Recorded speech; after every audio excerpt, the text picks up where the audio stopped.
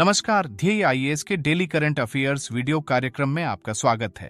हालिया सिक्किम में बांध टूटने की घटना बांध सुरक्षा अधिनियम और इसके कार्यान्वयन में सीमाओं को प्रकट करती है। इस कार्यक्रम में हम बांध सुरक्षा अधिनियम के प्रावधान, इसकी खामियां और इसमें सुधार विषय पर चर्चा कर रहे हैं।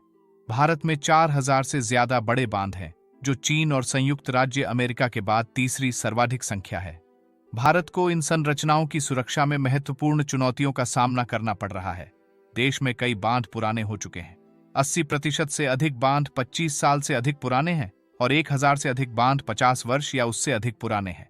अगर हम भारतीय बांधों के समक्ष अन्य प्रमुख चुनौतियों की बात करें तो बांधों में गाद और मलबे के जमा होने के कारण इनकी भंडारण क्षमता कम हो रही है। भारत के कई बांधों का निर्माण कंक्रीट के बजाय मिट्टी की परतों को जमाकर किया गया है, जिससे उनके पुराने होने के साथ असुरक्षित होने की आशंका बढ़ जाती है। जैसा कि आप सभी जानते हैं कि भारत में वर्षा मानसून के समय ही होती है, जिससे बांध बाढ़ के प्रति संवेदनशील हो जाते हैं।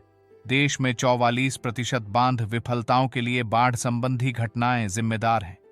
टिहरी बांध सहित हिमालय के बांध सक्रिय भूकंपीय क्षेत्रों में स्थित हैं, जो उन्हें टेक्टोनिक घटनाओं के प्रति संवेदनशील बनाती है। भारत के बांधुओं की सुरक्षा के लिए इन चुनौतियों का समाधान करना महत्वपूर्ण है। इस संदर्भ में बांध सुरक्षा अधिनियम 2021 महत्वपूर्ण कानून है। इसका प्राथमिक उद्देश्य बांध विफलता संबंधी आपदाओं को रोकना है। यह अधिनियम 15 मीटर से अधिक ऊंचाई वाले और कुछ विशिष्ट 10 से 15 मीटर के बीच ऊंचाई वाले बांधों पर लागू होता है। आइए अब अधिनियम के प्रमुख प्रावधान और महत्व पर चर्चा करें। बांध सुरक्षा अधिनियम 2021 बांध सुरक्षा से संबंधित अपराधों को निर्धारित करता है और नियमित जोखिम मूल्यांकन का प्रावधान करता है। यह अधिनियम पुराने बांधों की सुरक्षा के लिए भारत के सक्रिय दृष्टिकोण को दर्शाता है।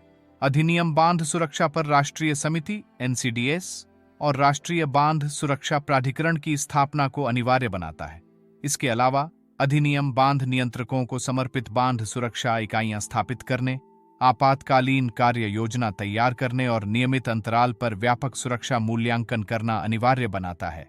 केंद्रीय जल आयोग CWC के अध्यक्ष राष्ट्रीय स्तर के बांध सुरक्षा प्रोटोकॉल की देखरेख करते हैं। अधिनियम राज्य स्तर पर बांध सुरक्षा समिति और राज्य बांध सुरक्षा संगठन के गठन का आदेश देता है।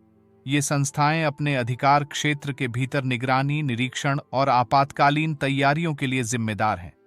अगर हम इस संदर्भ में राज्य के दायित्व की बात करें तो राज्य खतरे के जोखिम के आधार पर बांधों को वर्गीकृत करने, नियमित निरीक्षण करने, आपातकालीन कार्य योजना विकसित करने के लिए जिम्मेदार है। इसके साथ बाढ़ चेतावनी प्रणाली स्थापित करने, सुरक्षा समीक्षा करने, समय समय पर जोखिम मूल्यांकन करने और बांध विफलताओं की घटनाओं की रिपोर्ट करने के लिए बाध्य है। अधिनियम के किसी भी प्रावधान का अनुपालन न करने पर कारावास और जुर्माना सहित दंडनीय अपराध का प्रावधान है। यदि इस तरह के गैर अनुपालन से जीवन की हानि या आसन्न खतरा होता है तो 2 साल तक की कैद सहित गंभीर दंड का प्रावधान है। आइए अब हम इस कानून की कुछ खामियों को भी देखें। कानून में जोखिम आधारित निर्णय लेने के प्रावधानों का अभाव है और यह पारदर्शिता को प्रोत्साहित करने में भी विफल रहा है। चिंतनीय पहलू यह है कि अधिनियम द्वारा निर्धारित अनिवार्य प्रारंभिक चेतावनी प्रणाली, जोखिम मूल्यांकन और निवारक कार्रवाई जैसे आवश्यक उपाय क्रियान्वित नहीं किए गए। इसके अलावा यह नागरिकों के लिए महत्वपूर्ण जानकारी को सुलभ बनाने असफल रहा है। आइए अब ये देखें कि इस संदर्भ में क्या प्रयास किए जाने चाहिए। बांध सुरक्षा सुनिश्चित करने में बहुआयामी कार्य शामिल है, जिसमें सुरक्षा नियमों के पालन के साथ बांधों के डिजाइन और निर्माण से लेकर वास्तविक समय पर डेटा की प्राप्ति और विश्लेषण करना तथा प्रभावी आपातकालीन योजनाएं स्थापित करना शामिल है।